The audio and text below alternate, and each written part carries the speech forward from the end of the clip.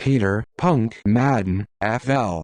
1910–1914, was an American thief, gang leader and labor racketeer allied with Philip "Pinchy" Paul during the First Labor Slugger War against Joseph "Joe the Greaser" Rosenzweig and Benjamin "Dopey Benny" Fine. Arrest in June 1914, Madden was arrested for his suspected involvement in a street mugging. His arrest taking place shortly after midnight, he successfully escaped custody twice before finally being returned in the prison attached to the Yorkville court at the end of the day. It was during one of these escapes that he visited the office of District Attorney Charles S. Whitman, in which he claimed he was not being given a square deal by police and asked for protection. He made another, and this time successful, escape attempt from the Tombs 3 months later.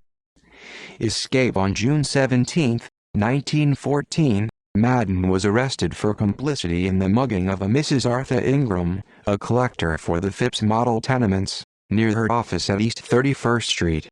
He was taken in by police, matching the description given by the victim, and identified by Ingram as one of the 3 attackers. He was taken to Yorkville court by the arresting detective for trial, where he pleaded not guilty. The detective then left Madden in a temporary detention room while he left to fill out paperwork for the prisoner's pedigree, and when he returned 2 minutes later Madden had disappeared. There were 2 exits in the room, one past the complaint room where the detective was and the other through the courtroom.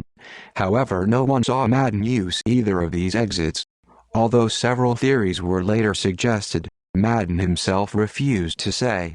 He remained missing for over 2 hours before arriving at the district attorney's office, where he approached Lloyd Willis, a secretary for District Attorney Charles S. Whitman, explaining he had walked from the courthouse and asked for protection from the police who were trying to frame him up. He admitted he had been in the area where the mugging took place and had heard from bystanders that a woman had lost her purse, but denied his involvement. Madden was given assurances by Assistant District Attorney Aaron J. Comlin that he would receive a fair trial and sent for police to escort him back to Yorkville for trial. Madden was apparently angered, believing his confidence was betrayed and that he was imprisoned despite his innocence. Once back at the courthouse, he was allowed to use the washroom. The only other exit was a high window guarded by a heavy iron grating and spikes which covered 6 or 8 inches from the top of the window and nearly 10 feet from the floor. Madden was able to escape the room by opening up the window slightly, shinning up a water pipe and sliding over the top of the sash and the points of the spikes.